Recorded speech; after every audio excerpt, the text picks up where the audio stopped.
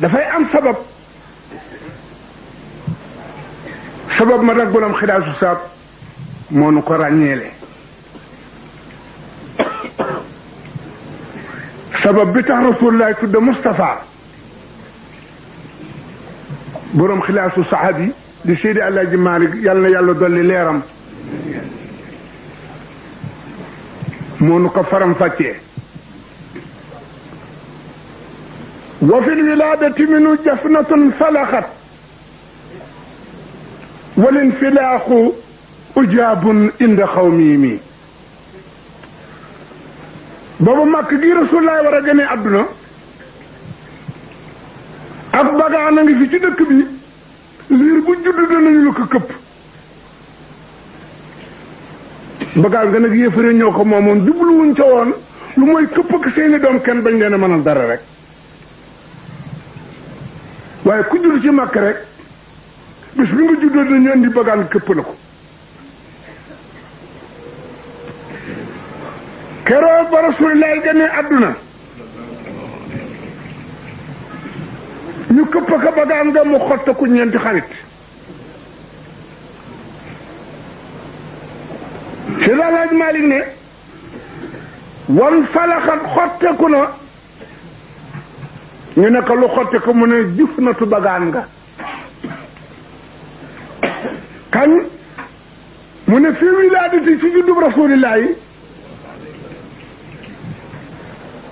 ku fa ma su juddu këpp nañu la ko kippi ko teg fële waaye bu ne juddu nañu fi dañu këpp ko mu def ñeenti xarit mu ne walin filaaxu xottagu ko nag ijaabun kéemaan la inda xaw mi ca nit ña foofu la Xaadimu Rasuul jëlee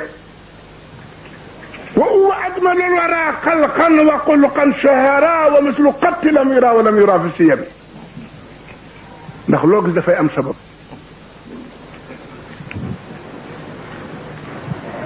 yonente bi alayhi salaatu wa salaam ndax an falaxat ak an fajarat ak an bajasat dafa bokkul an falaxat an bajasat an fajarat bokkuñu yonent bi nag dafa ñëw rek ndax mu ngi jëkk dafa kéemaan ñeenti weer ci biiram ndeyam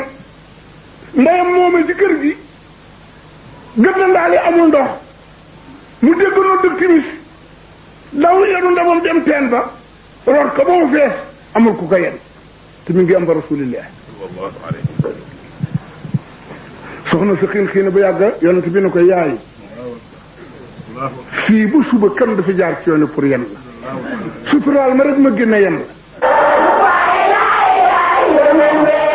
dafay am sabab ma nag borom xidaasu saab